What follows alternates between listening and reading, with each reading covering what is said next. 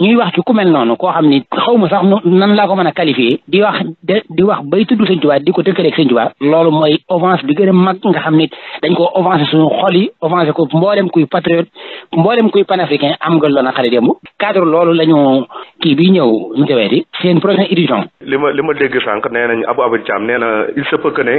seen numéro bii kenn du ko jaay Sénégal. non seulement duñ ko fiy jaay waaye président de la République ci boppam solennellement dama koy ñaan te maa ngi ciy bëgg danaa ci def waxtaan bu gën a yaatu waaye président de la République solennellement dañu koy ñaan keroog bi ñu caricaturé Yonent bi sallallahu alayhi wasallam ke Charlie Hebdo dafa départ fii jël keresan ci xaalisu Sénégal départ dem ba Paris di fa manifester di naqar loolu ñun invité wuñ ko ci manifestation doonte sax ay manifestation dana am ci dëkk bi suba incha allah ca Massalikul Jinaan ak feneen waaye ñoo ngi koy ñaan solennellement Jeune Afrique moom nañ ko bàyyee jaay Sénégal ngir respecter jëmmi Sëriñ Tuubaa ji ngir respecter millions yi taalibe Sëriñ Tuubaa yi nga xam ñoo ne ci dëkk bi ndax kenn mën nga nangu c'est inacceptable mu jógee fii dem ba France ànd ak waa Sarli yooyu nga xam ne ay français yu bon lañ yoo xam ne lañ def l'islam da ko condamné ndax l'islam moo wax ni képp ku caricature yéen sallallahu alayhi wasallam sa deret dagan na ci l'islam lu mel noonu am nga jóg dem ba àgg naqarlu ko ànd ak yeneen moom président ñoom ñëpp ñu taxaw fa yooyu ñi ngi koy ñaan nag invité wuñ ko Sénégal ci benn mars waaye ñi ngi koy ñaan solennellement na interdire ñu bàyyee jaay Jeune Afrique fii ci Sénégal ndax lu mën a taal am réew la ndax Sëñ Tuubaa kenn du ko fawee te ñoom li ñu gëm muy li gën a kawee ci noonu moo nu gënal suñuy ndey moo nu gënal suñu baay moo nu gënal suñu jëmmi bopp yi la ñuy fawee